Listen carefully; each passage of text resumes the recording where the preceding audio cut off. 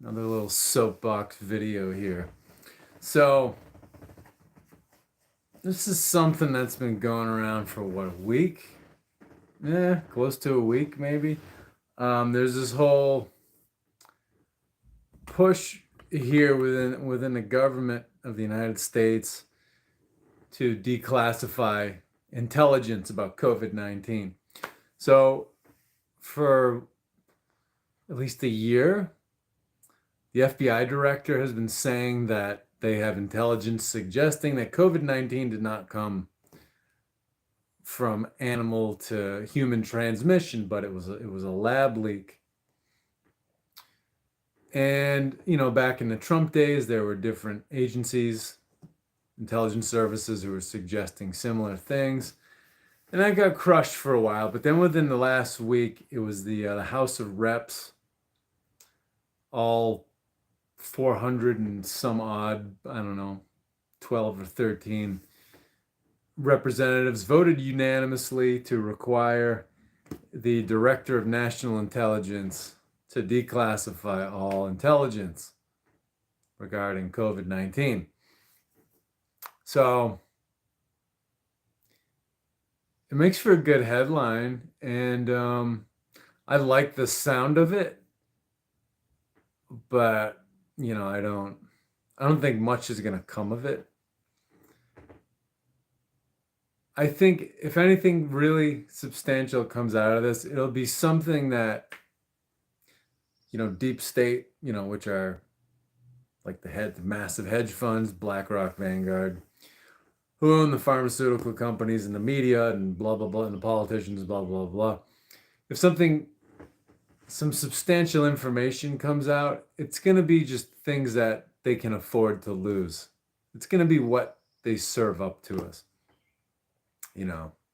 It's not the it's not the white hats who are, puppeteering the theater of the Biden administration to let us down slowly from the deceit into the golden age of truth. It's not the white hats pulling strings behind the stage that are making this happen. This is a damage control effort, and it's a game, basically.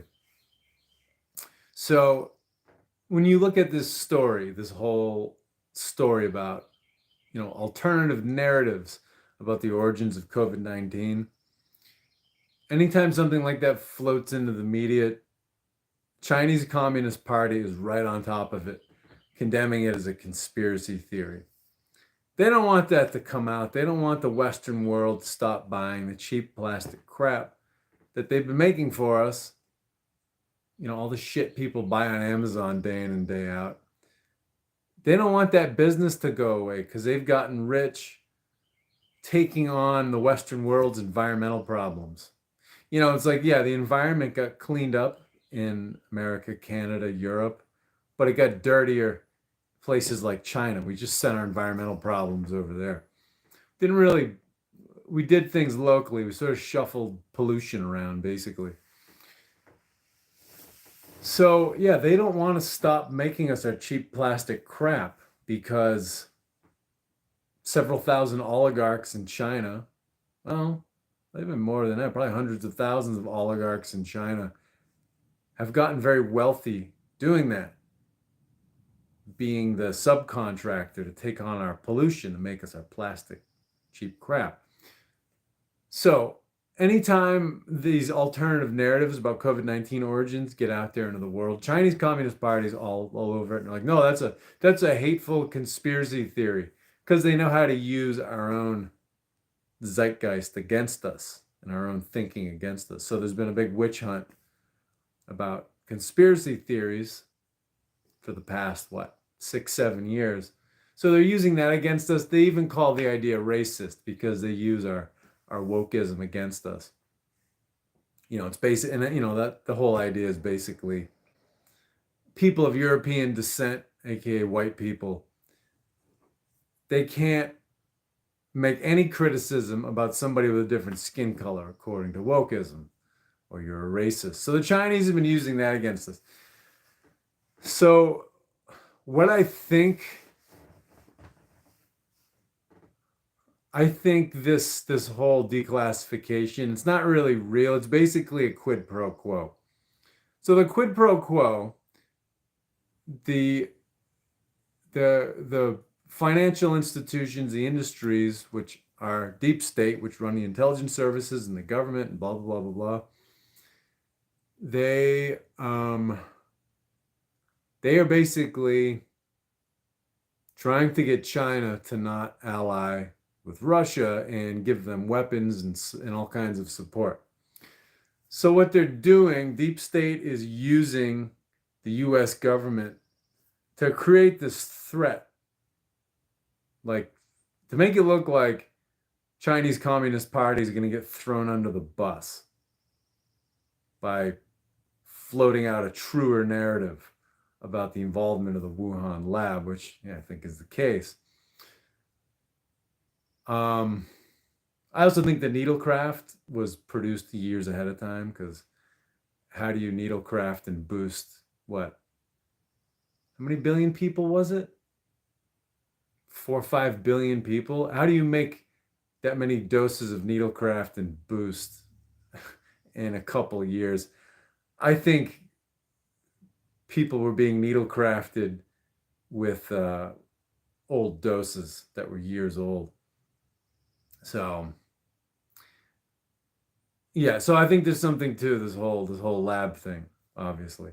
Um, so I think what deep state is doing, they're using U.S. government to create this threat that a truer narrative might get floated out into the world by mainstream news outlets, which will make the Chinese Communist Party look really bad and maybe even cause some Western countries to have an outcry for Western manufacturing to come home. That would hurt business. So it's basically a threat. And it's like, well, if you keep acting friendly with Russia and giving and talking about giving them support, we're going to float this story, this narrative about the COVID origins out there. So you better cut your support and we'll just squash this. Now, I think ever since, this vote in the House of Reps to declassify COVID-19 intelligence, it was definitely coordinated because I don't like the Senate any more than the House of Reps, but the Senate, they're pretty put together. They act, more, they're smoother. They act more educated, more well-mannered. House of Reps is like, it's like a bunch of semi-literate kooks just stumbling around in the chambers, you know what I mean? In the congressional chambers. So you can't get those people to agree on anything, except for the Patriot Act, which was all coordinated. So I don't think that this declassification is going to bring down the Illuminati and the deep state and all that shit. But what it is it's a sign, it's an augury, it's a sign of how much fear that deep state has about how just their power is collapsing day by day. People are waking up.